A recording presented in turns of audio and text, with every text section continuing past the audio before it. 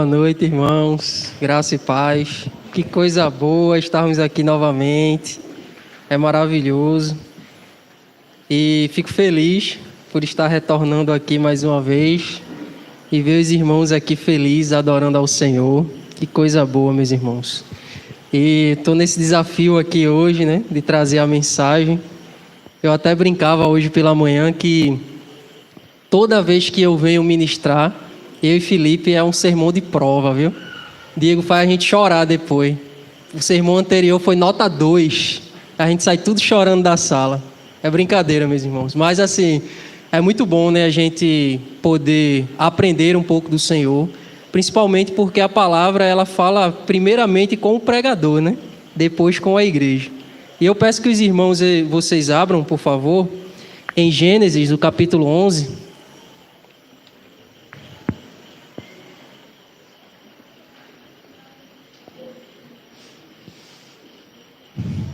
E deixo aqui desde já um abraço da congregação de Abreu e Lima, que tem sido uma bênção ali. O pessoal está super empolgado, tem bastante gente chegando, graças a Deus. A igreja tem crescido de uma forma saudável, o pessoal tem engajado, estamos aí, graças a Deus, alcançando algumas pessoas, né, daquela região. E vamos intensificar, já estamos intensificando os evangelismos, e tem sido uma bênção para a glória de Deus, né? A gente vê o crescimento da igreja de uma forma saudável, e o Senhor tem nos mostrado, né, e confirmado ali os nossos passos. Meus irmãos, Gênesis capítulo 11, quem achou diga amém, quem não achou diga misericórdia. Amém? Coisa boa para isso. Isso aí é aluno de escola bíblica dominical, viu? Vamos ler. Acompanhe comigo, por favor. Gênesis 11, a partir do verso 1, diz assim: Ora, toda a terra havia apenas uma língua, uma linguagem, e uma só maneira de falar. Sucedeu que, partindo eles do Oriente, deram com uma planície na terra de Siná, e habitaram ali. E disseram uns aos outros: Vinde, façamos tijolos e queimemo-los bem. Os tijolos servirão-lhes de pedras e o betume de argamassa. E disseram: Vinde, edifiquemos para nós uma cidade, uma torre cujo topo chegue até os céus, e tornemos o nosso nome célebre, para que não sejamos espalhados por toda a terra. Então o Senhor desceu para ver a cidade e a torre que os filhos dos homens edificavam. E o Senhor disse: Eis que o povo é um só, e todos têm a mesma linguagem. Isso é apenas o começo. Agora não haverá restrição para tudo o que intentarem fazer. Vinde, desçamos e confundamos ali a sua linguagem, para que não entendam a língua de outrem. De sorte que o Senhor os dispersou dali pela superfície da terra, e cessaram de edificar a cidade. Chamou-se-lhe, por isso, o nome de Babel, porque ali confundiu o Senhor a linguagem de toda a terra, e dali o Senhor os dispersou por toda a superfície. Meus irmãos, aqui está um relato clássico das Escrituras. Aqui vamos ver o princípio vamos assim dizer, da multiplicação das línguas no mundo. Até o momento aqui, desde o início, nós vemos uma só língua. Mas aqui nós vamos começar a ver a dispersão desse povo e das línguas. Quando a gente se depara com esse grande fato que é Babel, só basta você ir aí dar uma pesquisada no Google e você vai ver a imensidão de informação que vai aparecer sobre Babel. Você vai ver que Babel, esse título, né, influenciou músicas, filmes, livros e assim vai, poesias, várias coisas têm esse termo Babel, por causa da influência e desse relato, quão profundo foi o relato bíblico.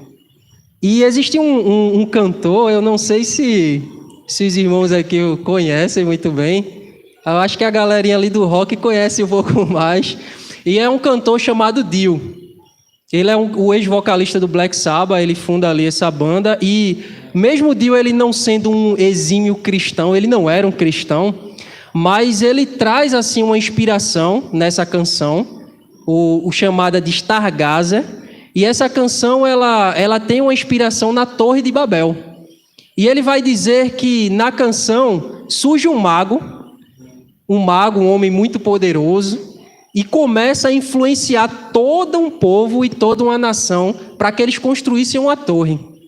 E em todo momento da música é interessante que a música ele vai dizer que o povo ele sempre vai se questionar, não sabemos por que estamos aqui. E o povo ele começa, diante de suor e muito cansaço, a construir aquela torre. Eles constroem. E sempre dizem a mesma coisa, não sabemos por que estamos aqui. E esse mago, ele dizia o seguinte para eles, olha, quando vocês terminarem essa torre, eu vou dizer uma coisa para vocês. Vocês terminarão ela vai tocar os céus, eu vou subir e vou mostrar o meu último número, o meu show aqui de magia, e vocês vão ver eu voar. Ou seja, ele prometeu alguma coisa para aquele povo, para que no final ele cumprisse. Então eles criam a torre, terminam aquela torre, e o mago sobe e pula. E o que acontece? Ele cai e morre. E o povo se pergunta mais uma vez, não sabemos por que estamos aqui. Então Dio ele meio que faz uma crítica ali, né, ao poder religioso e também o poder político, que muitas vezes manipulam, né, inspiração com esse aspecto da Torre de Babel. E aqui a gente vai observar que é exatamente isso que acontece com um governador chamado Nirod. E quando a gente vai um pouquinho mais para trás, vemos que no Gênesis existia uma paz e uma harmonia entre Deus e o homem. Todas as tardes, fizinho de tarde, que maravilha, né? O homem estava lá no jardim, fazendo o que ele fazia, que era cultivar e zelar do jardim de Deus. E Deus descia sobre aquele jardim e chegava lá. E aí, Adão? Como é que tá as coisas? Como é que tá os animais? Como é que tá o arado? E Deus ele começava a se comunicar com o homem. E ali, todos os dias, existia essa harmonia e essa perfeição. Até que surge uma criatura sagaz, a serpente. E a serpente começa a cochichar no ouvido de Eva, a trabalhar ali a maldade. E a serpente ela diz assim, olha, como Deus vocês serão, se vocês fizerem o contrário daquilo que ele disse que vocês deveriam fazer. Como dessa árvore, ela é tão gostosa, é tão maravilhosa. Como desse fruto que Deus ele proibiu, porque vocês serão conhecedores como ele. Então, a partir daquele momento, o veneno da serpente era fazer com que o homem se rebelasse contra Deus e fizesse tudo ao contrário à sua vontade. E pela primeira vez, em meio à vida, em meio à harmonia, Deus ele fala sobre a morte. Deus ele diz, certamente morrerás. E ali, o homem quando peca contra Deus, ele é separado, ele passa a morrer, ou seja, existe uma separação de Deus e do homem. E o homem ele é expulso do jardim. E sequencialmente a gente vai ver que Eva, ela tem um filho chamado Caim. E ela diz que esse filho foi gerado pelo auxílio de Deus. E esse filho, os dois, Caim e Abel, eles cultuando ao Senhor, veja, em meio ao culto, eles estavam fazendo exatamente aquilo que eles precisavam fazer, sacrificar animais a Deus. E em louvor a Deus e glória, eles estavam lá sacrificando, e a oferta de Caim é rejeitada. Deus olha do céu, rejeita Caim. Caim, ele começa a ficar com raiva. Vamos dizer, irmãos, hipoteticamente aqui falando, viu? Não se escandalize não. Você está aqui no culto, você vai ofertar a Deus, e a sua oferta, e Deus fala lá do alto, olha, a sua oferta foi negada, e a do seu irmão foi aceita. E você olha para o seu irmão assim e faz, eu não gostei disso não. Por quê? A minha oferta foi negada e a do meu irmão não. E ali você começa a maquinar e a planejar, aqui ó, um assassinato. Eu vou matar o meu irmão quando eu sair desse culto. E foi exatamente assim que aconteceu.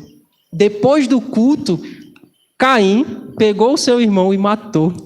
Terrível isso. E Caim, ele da mesma forma como Adão foi expulso do Éden, assim também Deus o amaldiçoou, colocou uma marca sobre ele e disse: olha, você vai ser errante sobre a terra. E Caim começa a caminhar até que acha um local e ali ele estabelece uma cidade. Ele tem um filho chamado Enoque, coloca o nome dessa cidade de Enoque, e o seu sucessor Lameque, que fica à frente dessa cidade, ele tem 2 mulheres. É o primeiro relato bíblico no capítulo 4 de Gênesis de poligamia. Que maravilha essa cidade, hein? Começa totalmente certinha. 2 mulheres e vê o que ele faz mais. Pega as 2 mulheres e diz: olha mulher, vou te contar um negócio. E ele começa a relatar. Um homem acabou de me machucar. E sabe o que é que eu fiz com ele? Eu matei. Que maravilha. E aqui, o erro em si, irmãos, não era o estabelecimento da cidade, mas a forma como a cidade foi estabelecida. As intenções de se estabelecer uma cidade é um ato de rebelião contra Deus. É exatamente aquele veneno que a serpente plantou no coração do homem. É um ato de rebelião, é um ato de rebeldia. Na cidade dos homens existe beleza, eles dizem. Na cidade dos homens existe riqueza. Na cidade dos homens existe prazer. Na cidade dos homens você pode ser o que quiser ser. Estamos aqui diante de Babel. Bem-vindo a essa cidade. E aqui a gente vai ver um pouco desse relato. Eu peço que vocês me acompanhem no verso 1.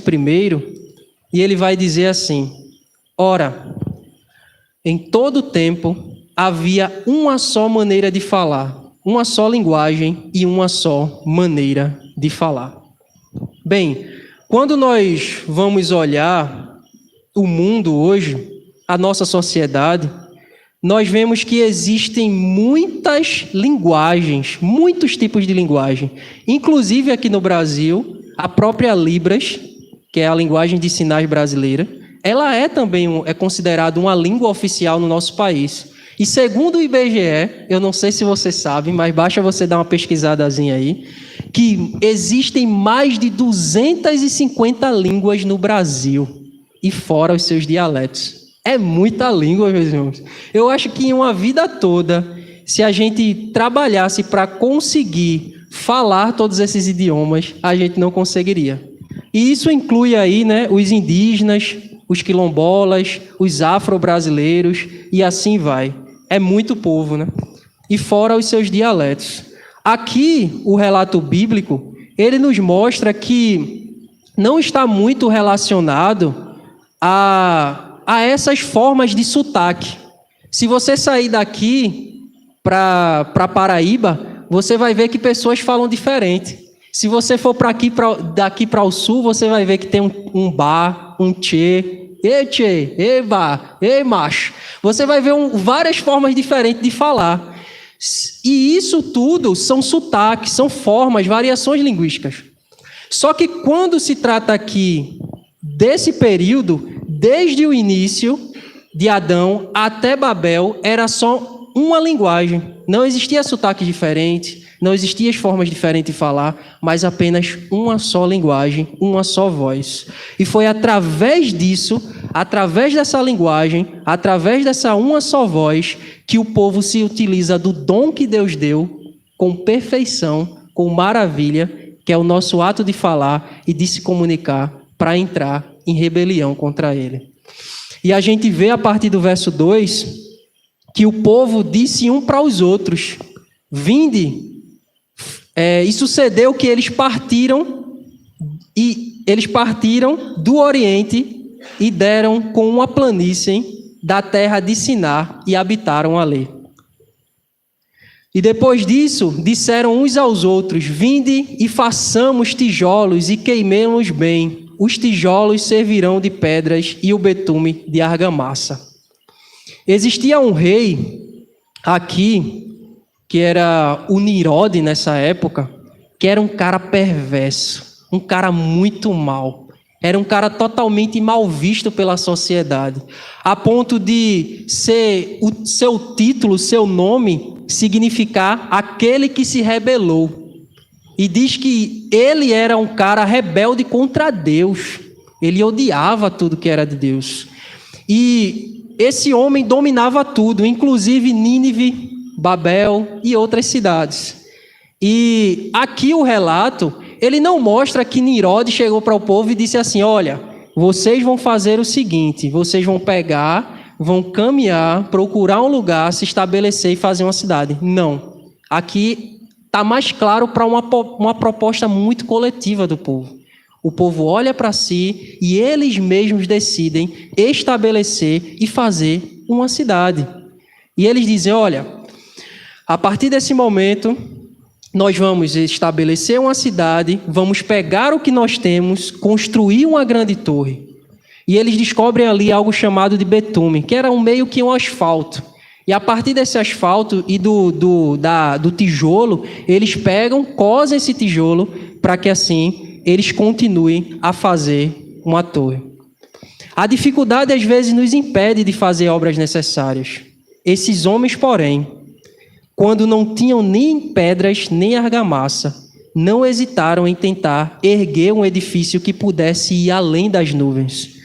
Portanto, por esse exemplo, somos ensinados que a dimensão, a concupiscência dos homens os impelirá quando cedem à sua ambição, dizia João Calvino. Aqui nós vemos um relato de um povo que não se limitou a fazer aquilo que era mal. Isso aqui entra exatamente naquilo que Jesus falou, que os filhos das trevas são mais prudentes que os filhos da luz. Às vezes, meus irmãos, a gente tem tantas coisas ao nosso redor que podemos glorificar o Senhor e muitas vezes, por limitações, não glorificamos, não damos glória como é devido. Colocamos tanto empecilho. Se você não tem um carro, você coloca empecilho para vir para a igreja. Se eu não tenho carro, se está chovendo, parece até que é de açúcar, né? Se está chovendo, muitas vezes a gente começa a dizer: poxa, vou para a igreja nada, meu irmão, vou para a oração nada. A oração não vai quase ninguém mesmo. A oração eu não vou tocar. Na oração eu não vou estar lá na frente. Sei lá, na oração não tem muita gente, meus amigos não vão estar lá. Coloca tanto empecilho para fazer aquilo que deveria ser feito com amor e gratidão para a glória de Deus. Esse povo não tinha nem tijolo, não tinha nem argamassa, eles usaram a criatividade para fazer o que era mal, para fazer o que era errado. Muitas vezes os filhos das trevas são mais prudentes que o da luz. A gente precisa tomar isso como base, fica de alerta para nós, a vivenciarmos as verdades de Deus diariamente, a não colocarmos empecilho, quando Deus ele precisa ser glorificado todos os dias na nossa vida. E no verso 4 ele continua dizendo o seguinte: disseram uns aos outros: vinde, edificamos para nós uma cidade cuja torre chegue até o topo, até os céus. A edificação aqui dessa cidade era basicamente um zigurate. Quem já foi aqui para o Egito, levanta a mão. Ninguém, né? Poxa, ninguém foi para o Egito. Eu ficaria até feliz aqui se alguém dissesse que foi para o Egito, né? Eu também nunca fui, não, viu? Eu ia até levantar a mão, mas é porque está fazendo tanto calor que parece que todos os dias eu estou no Egito. Mas assim, basicamente o zigurate era o quê? Era tipo uma torre que parecia com uma, vamos dizer, com uma pirâmide. Você já deve ter visto, eu também já vi na internet, né? Uma pirâmide, ela é assim, ó, triangular. Só que o zigurate ele é um pouquinho diferente. Ele é um formato triangular, mas ele tem compartimentos. E nesse compartimento, lá no finalzinho dele, existia um altar em adoração a vários deuses. E ali era chamado de Portal dos Deuses, é onde os homens podiam se comunicar com as divindades. E o povo estava pretendendo fazer exatamente isso, uma espécie de zigurate. Eles iam fazer essa torre gigante que pudesse chegar e tocar até os céus. Claro que no relato aqui de Moisés, relatando para a gente, o judeu ele é muito assim escandaloso, né? Claro que aqui é só para mostrar a grandeza dessa torre. É impossível alguma coisa tocar os céus, né, meus irmãos? Mas assim, é uma expressão que ele vai utilizar, uma expressão hiperbólica, né? O que a gente vê no português, que é uma ideia de exagero, algo exagerado. E isso é o que o texto vai relatar. Mas aqui há uma pergunta para nós. Quais foram os propósitos da criação dessa torre? Por que esses homens queriam fazer isso? É errado mesmo fazer uma cidade? É errado mesmo o povo sair? É errado mesmo o povo se estabelecer? Seria isso errado? E o verso 4 ele dá continuidade e diz assim: olha, que essa torre, cujo topo chegue até os céus, e tornemo-nos célebre o nosso nome, para que não sejamos espalhados sobre a terra. Aqui é onde está o problema dessa cidade. Aqui é onde a gente vai começar a identificar o problema no coração desses homens. Claramente, Deus, desde o início, meus irmãos, tinha dado uma ordem aos homens. Deus, ele lá em Gênesis, no capítulo 9, a partir do verso 7, ele diz que os homens eles deveriam crescer, multiplicar e se espalhar sobre a terra. E é exatamente isso que os homens eles não cumprem com a ordem de Deus, e em um ato de rebelião, eles decidem se estabelecer em um local, e como um desejo de autonomia, isso é manifesto como uma cidade. E esses homens, eles decidem estabelecer um governo basicamente mundial, que fosse inspirado no cientificismo. O que seria o cientificismo? É basicamente onde a ciência seria a centralidade de tudo. É como se a ciência fosse um Deus para ele.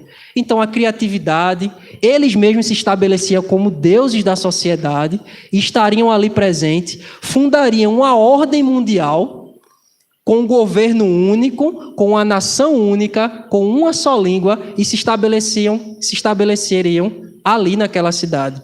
É como se eles tivessem, com essa atitude, dando um grito diante da face de Deus e dizendo: nós não precisamos de você.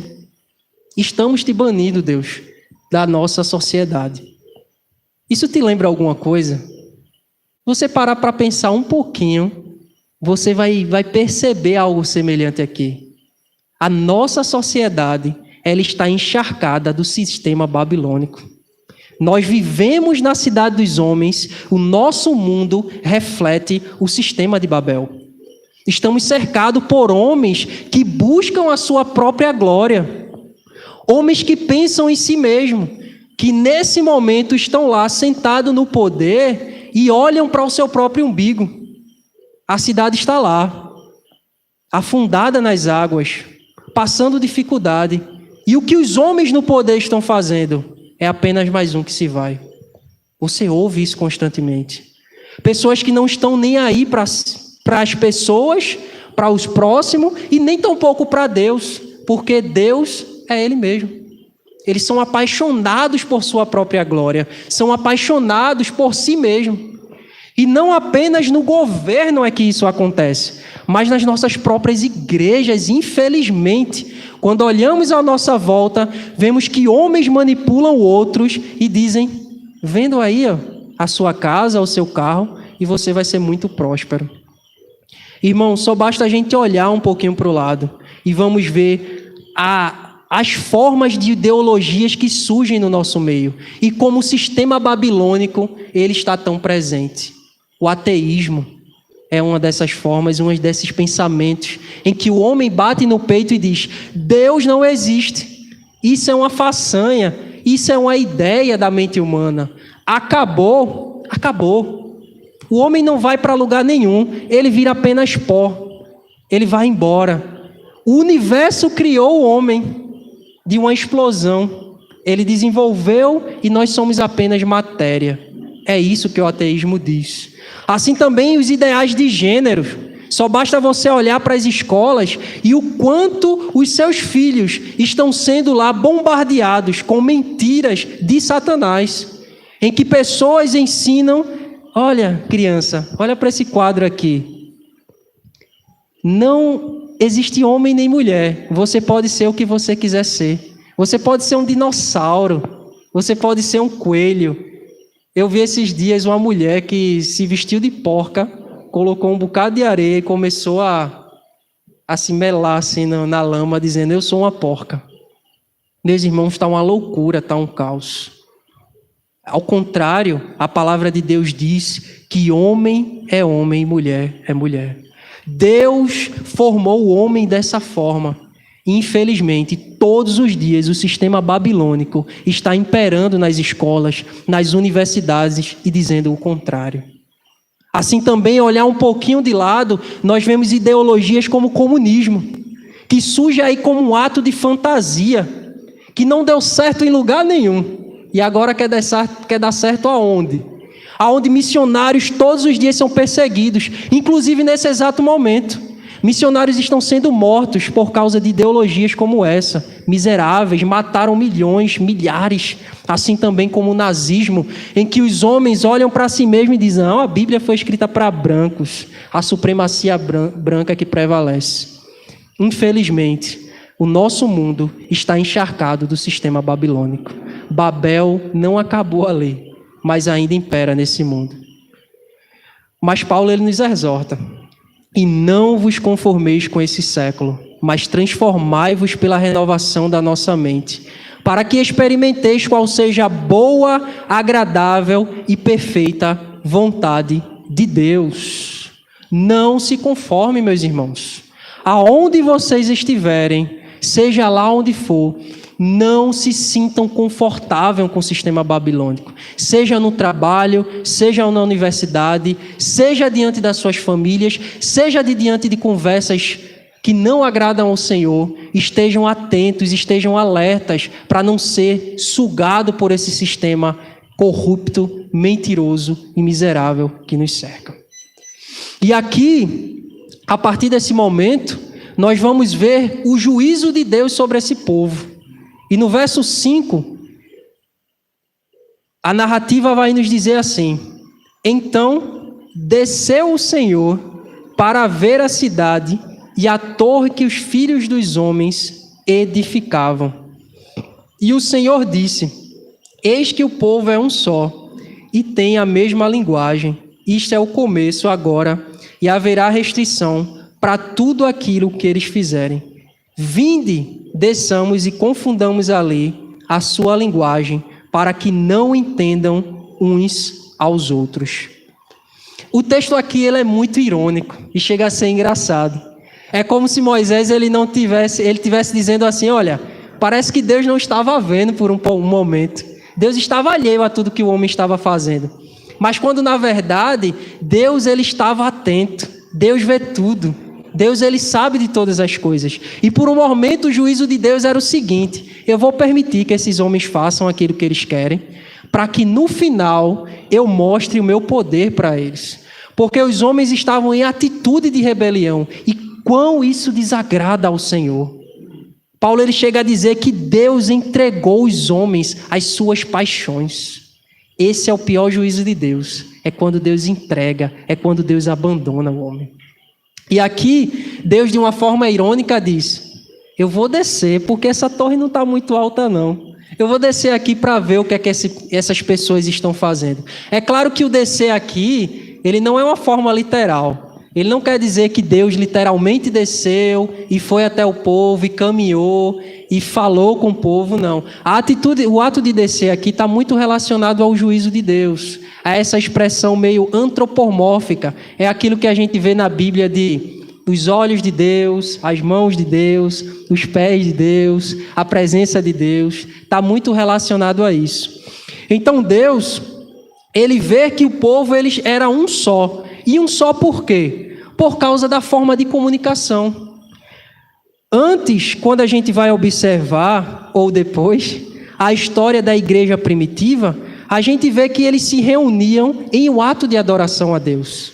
Era maravilhoso, é belíssimo Atos 2, a forma como o povo ele lidar ali em coletividade. Mas aqui a coletividade foi de uma forma totalmente ao contrário. O povo ele se reúne em coletividade para praticar perversidade, para praticar aquilo que desagradava a Deus. O povo aqui, eles se utilizaram do dom que Deus deu, a linguagem, a comunicação, para se rebelar contra Deus e dizer: nós não precisamos dele, nós vamos tornar o nosso nome glorioso sobre a face da terra e vamos nos tornar imortais e conhecidos para sempre e não vamos nos espalhar. E aqui Deus, como juízo, ele olha e agora vê, em comunicação com a Trindade, ele diz: vinde e desçamos. Ele passa a se comunicar consigo mesmo, e em um ato soberano, ele diz assim, da mesma forma, em contradição ao povo. O povo disse: vinde e façamos uma cidade. E Deus diz: vinde e desçamos. Deus, a partir desse momento, desce aos homens e faz com que eles confundam a linguagem de si mesmo. Quem aqui é pedreiro ou engenheiro sabe que para você construir alguma coisa, você tem que se comunicar, né? Não é muito fácil você fazer alguma coisa sem se comunicar. Eu lembro que certa vez a gente foi bater uma laje na casa de um amigo. É difícil. Não é fácil não bater uma laje. O que dá o estímulo, meus irmãos, de você bater uma laje é a feijoada no final. É você ficar pensando o tempo todo. É cada traço, olha, cada coisa que você pega, cada brita, você fica pensando na feijoada no final. É muito difícil. E quando você vai bater uma laje ou fazer alguma coisa, você tem que se comunicar, você tem que dizer: olha aí, meu irmão, pega aquela pá ali, pega aquele tijolo ali, pega isso, faz isso. E o povo aqui, ele não teria como se comunicar se eles não entendessem uns aos outros. E é isso que Deus faz. Ele vai lá e identifiquei. Eu vou fazer uma coisa aqui. E Deus vai lá e, como juízo para o povo, vai e confunde a linguagem do povo. E o que acontece é o seguinte, é que a partir desse momento, as línguas, elas surgem em toda a terra. É claro que não a linguagem como a gente conhece hoje, né? Por exemplo, o português, o inglês, isso foi se desenvolvendo com o tempo. Então, se você um dia já foi reprovado em português na escola, por causa de pretérito perfeito, imperfeito, mais que perfeito, conjunção adverbial, conjunção, é um monte de coisa. Se você foi reprovado em português, coloque culpa nesse povo aí, viu? Que hoje a gente não só fala uma língua por causa deles, meus irmãos. Que coisa, hein? Que coisa. E aí, nesse ato de Deus colocar juízo contra o povo, a partir do verso 8, diz assim: de que o Senhor dispersou dali pela superfície da terra e cessaram de edificar a torre. Eles não concluíram aquilo que eles planejavam fazer. Eles queriam tornar o nome deles famosos. Eles conseguiram, na verdade. Eles ficaram famosos, mas ficaram famosos como aqueles que foram envergonhados diante de Deus, como aqueles que foram dispersos sobre o mundo. Eles pararam de construir. Assim também como várias e várias pessoas que surgiram no mundo em atitude de rebeldia contra Deus, fizeram tudo. Adão e Eva foram expulsos do jardim. Caim foi amaldiçoado e se tornou errante sobre a terra. Aqui também o povo foi disperso e assim não concluíram o que eles queriam fazer. Não importa, meus irmãos, as decisões e os planos que os seres humanos possam traçar. A verdade é que a vontade de Deus será feita sempre no final. Não importa o que os homens achem, não importa o que os homens pensem, não importa. Você pode até olhar para o mundo e ver a perversidade, e ver o caos, e dizer assim, até se questionar: poxa, Deus não está vendo isso não? Mas a verdade é que Deus vê tudo. E a verdade é que Deus vai estabelecer o seu juízo no final das contas. Os homens não têm poder. E esse texto deixa claro uma coisa aqui, que Deus, Ele é soberano. E continua sendo soberano sobre todo o mundo, sobre todo o universo. Não esqueça disso, meus irmãos. Deus, Ele tem governo e tem domínio sobre a sua e a minha vida. E isso é a maravilhosa presença de Deus. E estamos aqui ainda, na cidade dos homens. E o verso 6, o verso 9, vai dizer o seguinte: chamou-lhes por isso, o nome de Babel, porque ali confundiu a linguagem de toda a terra e dali o Senhor dispersou eles por toda a superfície. E Babel aqui, biblicamente falando, tem esse nome por causa da confusão que aconteceu. É exatamente isso, confusão. Por isso que eles levam esse nome de Babel. E os babilônicos ainda estão por aí no mundo. Que o Senhor nos ajude e nos dê graça a identificar isso. 2 lições aqui para nós, irmãos, que a gente pode observar. Primeiramente, assim como vimos no início, muitos magos, falsos homens, falsos profetas, falsos governadores ainda surgirão nesse mundo. E eles vão prometer muitas coisas. Esses homens vão prometer um modelo de sociedade e socioeconômico perfeito, muita prosperidade, muita saúde e muitos benefícios. A gente olha e vê sempre isso, esses relatos de pessoas que vão dizer: façam isso, que vocês serão prósperos. Façam aquilo, vendam sua casa, vendam os seus carros e vocês serão prósperos. Homens surgirão com todos esses ideais, esses pensamentos para manipular as pessoas.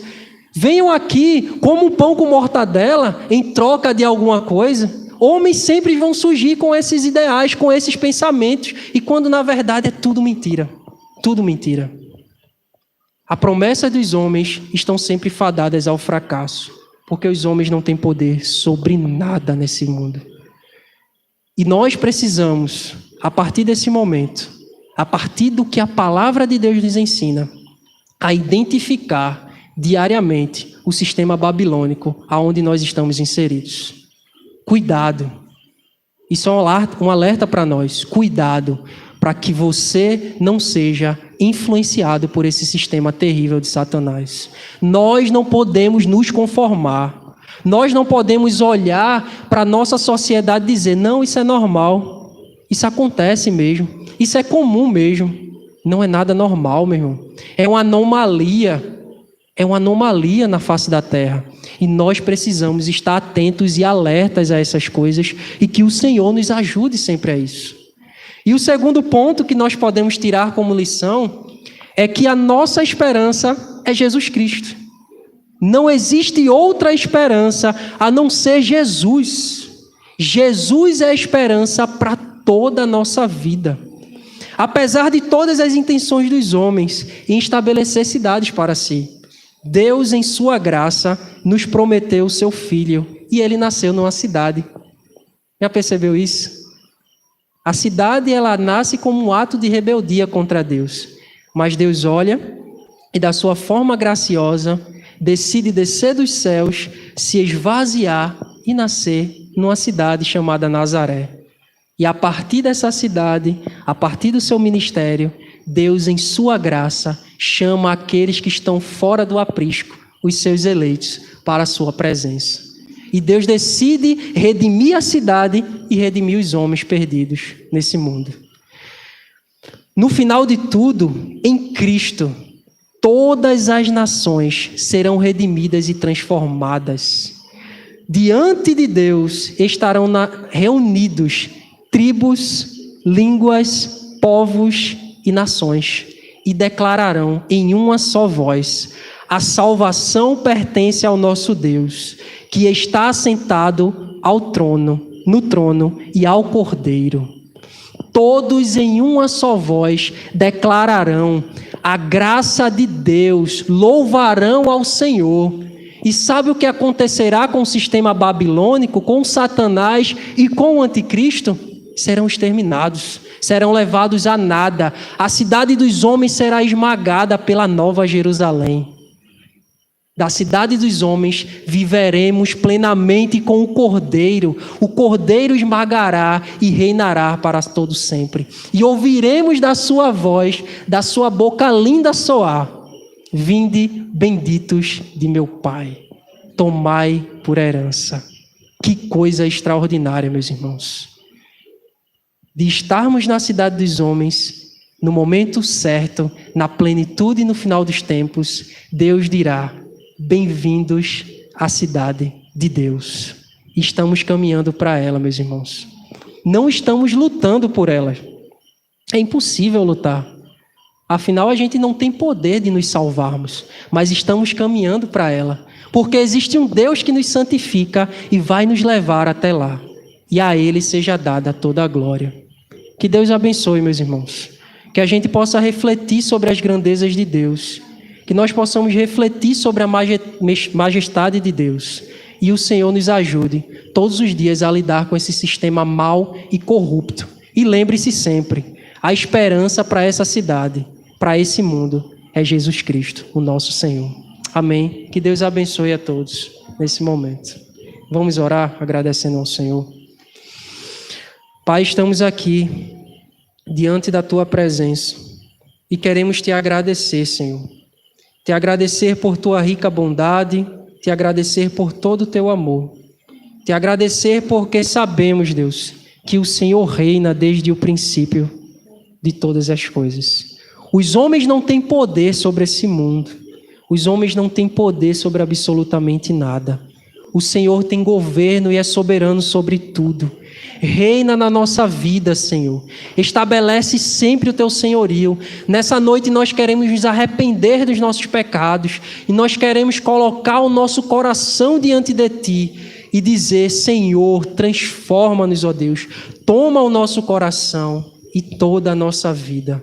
No nome de Jesus, nós queremos Te agradecer por saber que o Senhor tem poder sobre todas as coisas. Muito obrigado, Deus. No nome de Jesus. Amém e amém.